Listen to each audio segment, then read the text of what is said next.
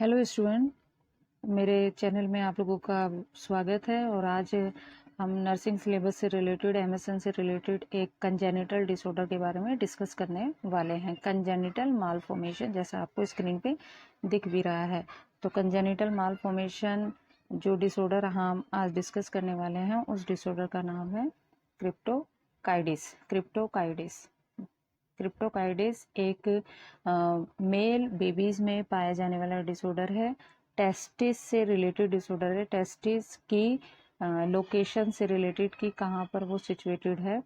जब वो अपनी नॉर्मल पोजीशन में सिचुएटेड नहीं होता है, नॉर्मल उसको टेस्टिस को स्कोटम के अंदर होना चाहिए। नॉर्मल जो उसकी पोजीशन है, जो यहाँ पे आपको डायग्राम में शो की गई है ओवल शेप में, जस्ट आपको दिख रहा है नॉर्मल लिखा हुआ है टेस्टिस। ठीक है, तो अगर टेस्टिस यहाँ पर सिचुएटेड है, इसका मतलब ये नॉर्मल पोजीशन है। अगर टेस्टिस यहाँ पर सिचुएटेड ना होकर बॉडी के किसी और जगह पर सिचुएटेड है, जैसे एब्डोमिनल में, इनग्वाइनल में या हाई स्कोटल में, इस जगह पे सिचुएटेड है, तो इसका मतलब ये जो अबनॉर्मलिटी है ये क्रिप्टोकाइडिस है। ठीक है, क्रिप्टोकाइडिस पीडियाट्रिक कंजेनिटल डिसऑर्डर है। तो इस स्क्रीन में हम देख सकते हैं, एक सेकेंड। अब्डोमिनल जो क्रिप्टोकाइडिस जो पाया जाता है वो 50% पाया जाता है। अब्डोमिनल क्रिप्टोकाइडिस 50% पाया जाता है इसके केसेस। और इनग्वाइनल कैनाल में अगर टेस्टिस सिचुएटेड है तो वो 25% होता है, और हाई स्कोटल होता है तो वो 60% होता है। नॉर्मल जो पोजीशन होती है स्कोटल की, टेस्टिस की स्कोटम के अंदर होती है, जो यहाँ पे शो कर रही है ओवल शेप में। टेस्टिस आपको यहाँ पे शो कर रहा है। ओके, क्रिप्टोकाइडिस जो वर्ड है वो ग्रीक वर्ड से निकला है, ग्रीक जो लैंग्वेज है उससे निकला है। और दो वर्ड्स को मिलाकर एक वर्ड बना है क्रिप्टोकाइडिस। जो क्रिप्टास मीनिंग होता है हिडन, और ओर्चिस मीनिंग होता है टेस्टिस। ओर्चिस या ओर्सिस मीनिंग होता है टेस्टिस। तो फुल जो मीनिंग है क्रिप्टोकाइडिस की, hidden testis. Okay, cryptocidis also called cryptocysis and undescended testes या undescended testicles। तो क्रिप्टोकाइडिस को क्रिप्टोकाइडिस भी बोलते हैं, और अनडिसेंडिंग टेस्टिस भी बोल सकते हैं, या अनडिसेंडेड टेस्टिकल भी बोल सकते हैं। ठीक है,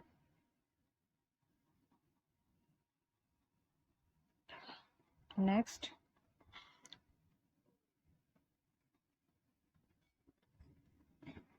It is the most common pediatric disorder of male endocrine glands and the most common genital disorder defined at birth। तो ये क्या है? क्रिप्टोकाइडिस क्या है? एक मोस्ट कॉमन पीडियाट्रिक डिसऑर्डर है जो मेल एंडोक्राइन ग्लैंड्स का डिसऑर्डर है, और मोस्ट कॉमन जेनाइटल डिसऑर्डर है एट बर्थ पे मेल बेबीज का। ठीक है, अब हम इसकी डेफिनेशन देखेंगे। Cryptorchidism an undescended testis refers a failure of testicular descent into the scrotum. तो क्रिप्टोकाइडिस क्या है? जब टेस्टिस जो होते हैं वो स्कोटम में डिसेंड नहीं होते हैं, उनका डिसेंड होना क्या हो जाता है, उनका वहां तक पहुंच जाना फेल हो जाता है, तो वो क्रिप्टोकाइडिस कहलाता है। क्रिप्टोकाइडिस कहलाता है। तो स्कोटम का टेस्टिस में प्रेजेंट नहीं होना, कहीं और पे प्रेजेंट होना क्रिप्टोकाइडिस कहलाता है।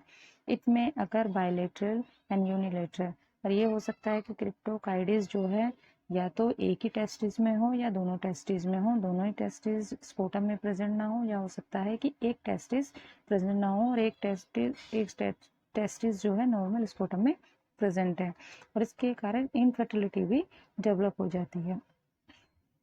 इनफर्टिलिटी भी देखने में आती है। और correction surgery is not done. अगर इसका सर्जरी करके अगर इसको ट्रीट नहीं किया गया, स्कोटम में टेस्टिस को सही पोजीशन पर नहीं किया गया, तो इनफर्टिलिटी मेल में देखने में आती है।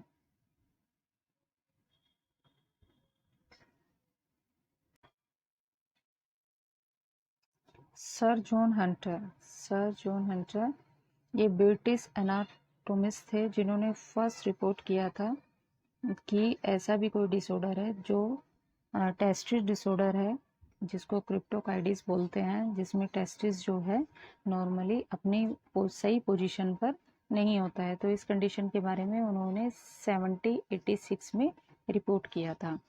और 1877 में अनाडेल थे एक, उन्होंने फर्स्ट सक्सेसफुली ऑर्किडोपैक्सी प्रोसीजर किया था। ऑर्किडोपैक्सी एक सर्जिकल प्रोसीजर है जिसके द्वारा टेस्टिस को ऑपरेट करके नॉर्मल स्कोटम में सिचुएटेड कर दिया जाता है। ठीक है। About 80% of cryptorchidism testis descend by the birth year of life, majority within 3 month. ज़्यादातर डॉक्टर्स का कहना यह है कि 3 मंथ्स में अगर एडवर्ड बेबी को क्रिप्टोकाइडेसिस की कंडीशन है मेल बेबी को, तो 3 मंथ्स में, विद इन 3 मंथ्स में ये अपने नॉर्मल 80% जो क्रिप्टोकाइडेसिस डिसेंड कर जाते हैं नॉर्मली। तो इसका तुरंत प्रोसीजर, इसका तुरंत सर्जरी नहीं किया जाता है, जबकि बेबीज़ के लिए वेट किया जाता है। करीब 1.5 साल तक तो वेट किया जाता है, लेकिन नॉर्मली ये 3 मंथ्स में ऑटोमेटिकली अपनी सही पोजीशन में भी देखने में आता है। 80% बेबीज में ये देखने में आता है क्रिप्टोकाइडेसिस। अब हम क्रिप्टोकाइडिस की पैथोफिजियोलॉजी देखेंगे कि इसकी पैथोफिजियोलॉजी क्या है। जैसा आपको स्क्रीन पे दिख भी रहा है, under normal embryological development the testis descend from the abdominal to the scrotum. जब एम्ब्रियो होता है यूट्रस के अंदर, ठीक है, जब छोटा बेबी होता है, एम्ब्रोलॉजिकल जब उसमें डेवलपमेंट होता है, तो नॉर्मल प्रोसेस ये होता है कि जो टेस्टिस जो होते हैं मेल बेबी के अंदर, वो अब्डोमन से डायरेक्ट स्कोटम में डिसेंड कर जाते हैं। ठीक है, ये नॉर्मल प्रोसेस होता है। और पुल बाय द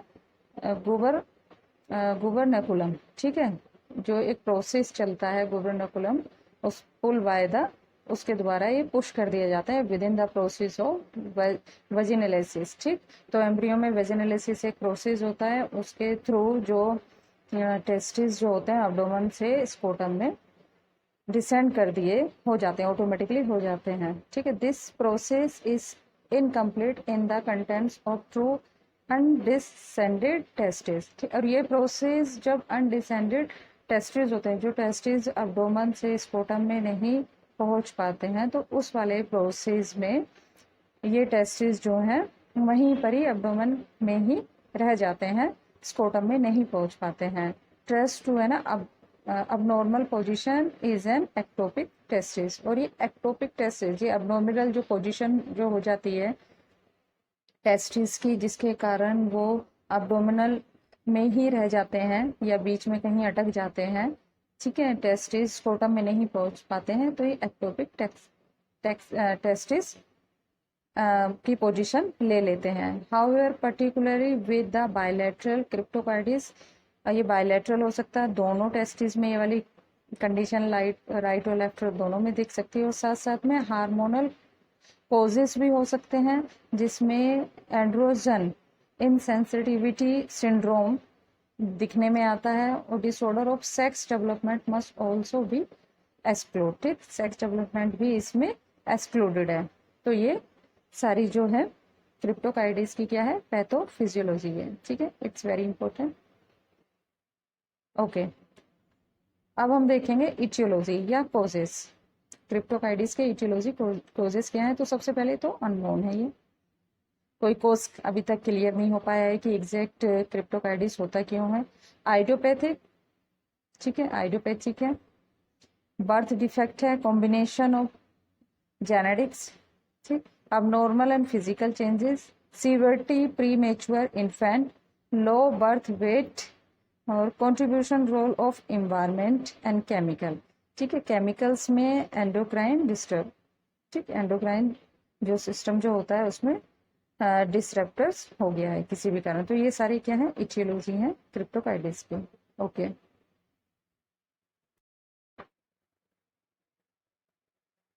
रिस्क फैक्टर्स किस किस के लिए है, किस किस में, किस तरह के लोगों में ज़्यादा क्रिप्टोकाइडिस पाया जाता है। तो रेगुलर एल्कोहल कंज्यूम, ठीक है, जो मदर जब प्रेग्नेंट होती हैं रेगुलर एल्कोहल कंज्यूम करती हैं, ठीक, उन मदर्स के बेबी में पाया जा सकता है। और सिगरेट स्मोकिंग करती हो, कंजेनिटल माल फॉर्मेशन सिंड्रोम हो, या इन विट्रो फर्टिलाइजेशन हो, या IUGR, तो ये सारे रिस्क फैक्टर हैं जिसमें क्रिप्टोकाइडिस पाया जाता है। नेक्स्ट हम देखते हैं sign and symptom.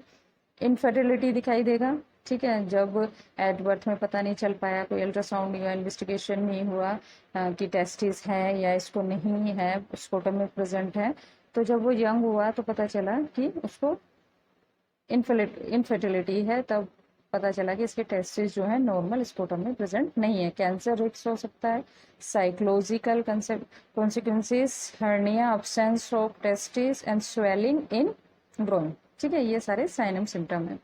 Diagnostic evaluation देखेंगे अब हम, कैसे डायग्नोस करोगे, फिजिकल एग्जामिनेशन करके, फिजिकल एग्जामिनेशन करके लुक वाइज देख सकते हैं हम, ठीक है, स्कोटम को टच करके कि स्कोटम में टेस्टिस प्रेजेंट है कि नहीं है। हार्मोनल इवेलुएशन करा सकते हैं, ultrasonography, CT scan, MRI, venography, angiography, herniography and laparoscopy.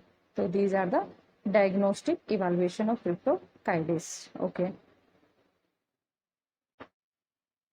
Medical management. Medical management, surgical management करने से पहले पेशेंट का मेडिकली मैनेज किया जाएगा, बाय मेडिसिन उसको ठीक करने की कोशिश की जाएगी। तो जैसे मैंने शुरू में ही आपको बता दिया था कि 80% जो बेबीज होते हैं वो ऑटोमेटिकली, मेल जो बेबीज होते हैं ठीक हो जाते हैं, नेचुरली ही उनका जो टेस्टिस है नॉर्मल पोजीशन में आ जाता है। तो इसमें नॉर्मल जो 3 महीने तक वेट करते हैं, अगर 3 महीने तक टेस्टिस अपने नॉर्मल पोजीशन में नहीं आता है तो लास्ट 1.5 साल तक पेशेंट की कोई सर्जरी नहीं की जाती है उस बेबी की, पर 1.5 साल तक वेट किया जाता है कि अपने नॉर्मल पोजीशन में टेस्टिस आ रहे हैं या नहीं आ रहे हैं, स्कोटम में प्रेजेंट हो रहे हैं नहीं हो रहे हैं। तो मेडिकल मैनेजमेंट देखेंगे।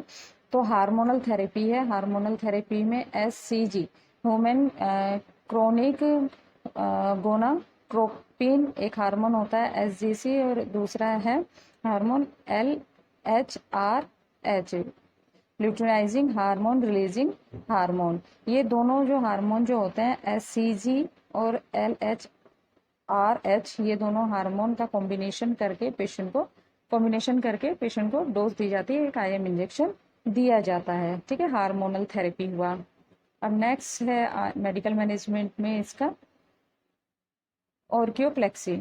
ऑर्कियोप्लेक्सी, it is a surgical procedure. It used to bring two testes down into the scrotum. Surgery is usually performed when the child is 1 to 2 year old. Surgical process, इसमें ऑर्कियोप्लेक्सी में क्या करते हैं कि टेस्टिस जहाँ पर abnormal condition में present है वहाँ से लेके उसको नॉर्मल पोजीशन में स्कोटम में प्रेजेंट करा देते हैं। और ये जो सर्जरी है यूजुअली जब बेबी जो होता है 1 से 2 साल की उसकी उम्र होनी चाहिए, इससे छोटा बेबी नहीं होना चाहिए।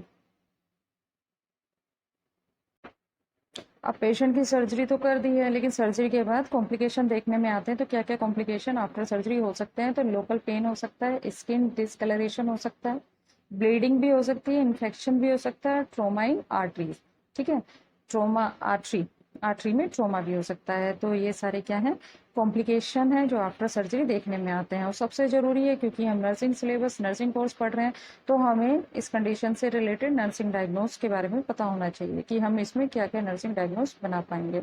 नर्सिंग डायग्नोस बना पाएंगे तभी ही हम उसका प्लानिंग और इंटरवेंशन कर पाएंगे। तो नर्सिंग डायग्नोसिस में हम पहला इम्पेयर्ड यूरिनरी एलिमिनेशन, ठीक है, related to the condition and surgical intervention, first ये डायग्नोस बना सकते हैं। सेकंड डायग्नोस बना सकते हैं disturbed body image related to appearance of the genital. Look wise अगर हम देखेंगे तो टेस्टिस जो है कहीं ना कहीं बाहर में कहीं और पे दिख सकता है, ठीक है। और risk for infection related to surgical incision and drainage tube, ठीक, इसके कारण after surgery risk for infection भी पेशेंट को हो सकता है। दूसरा, deficient knowledge related to condition and surgery. चौथा जो डायग्नोस हम बना सकते हैं डेफिशिएंट नॉलेज की, पेशेंट को नॉलेज ही नहीं है कि इस तरह की भी कोई कंडीशन है और जिसकी सर्जरी की जा सकती है। तो ये 4 नर्सिंग डायग्नोज हैं जिनके बेस पे हम नर्सिंग मैनेजमेंट पेशेंट का कर सकते हैं। ओके, आई होप आपको क्रिप्टोकाइटिस अच्छे से समझ में आ गया होगा। ठीक है, अगर इससे रिलेटेड आपकी कोई क्वेरीज हैं तो आप मुझे कमेंट करके बता सकते हैं, और इससे भी बेस्ट वीडियो अगर अवेलेबल होती है तो मैं आप लोगों के लिए नेक्स्ट सिलेबस में, जो आपका सिलेबस है उसके अकॉर्डिंग रेडी करके रखूँगी। ठीक है, थैंक्स फॉर वॉचिंग।